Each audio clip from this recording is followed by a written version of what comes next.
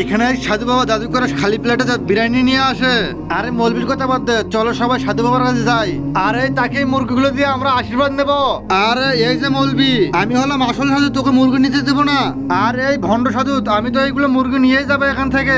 এই কথা বলে তার জাদু করে প্লেটটি গায়েব করে দেয় এবং সাধুর হাতে থাকা প্লেট নিজের হাতে জাদু করে নিয়ে আসে। আরে আমার মনে হয় মৌলবীর কাছে যেতে হবে, মৌলবী আমাদের এই বাচ্চাটিকে ঠিক করতে পারবে। চলো সবাই তার কাছে যাই। এই যে পণ্ডিত, দেখ তোর বিরিয়ানি আমার হাতে, তুই এবার কি করবি? আব্বে মৌলবী, এই যে দেখ এই বিরিয়ানি তোকেও খেতে দেবো না। তবে রে আমার সাথে বেয়াদ হবে, এবার দেখ কি করবো আমি। এই যে জাদু না, এই হারাম করে আসল চেহারা দেখিয়ে দাও তুমি, এরপর তো সে সাধু বাবা গাধা হয়ে যায়।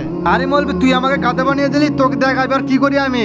এই ঘটনাগুলো দূরে থেকে মানুষগুলো দেখতেছিল, ওরা খায়নি। এরপর তো তারা দুজন মিলে ঝগড়া করতে থাকা শুরু হয়। তার আগে দেখবো কে কে শয়তানকারী আল্লাহকে ভালোবাসে। যারা যারা আল্লাহকে ভালোবাসে তারা এই ভিডিওতে লাইক দিয়ে চ্যানেলটিকে সাবস্ক্রাইব করে দিও। আর যারা শয়তানকে ভালোবাসে তাদের কোনো কিচ্ছু করার দরকার নেই। এই যে হারামখোরেরা দাঁড়াও একটু, আমি এসেছিলাম তোদেরকে মুরগি দিয়ে এই বাচ্চাটিকে আশীর্বাদ নিতে এসেছিলাম, কিন্তু তোরা তো আসল শয়তান, তোদের থেকে কি দোয়া নেবো আমরা। এই যে চলো সবাই, এই মুরগিগুলো নিয়ে আমরা বাড়িতে রান্না করে খাবো, আর বিরিয়ানি করে খাবো না।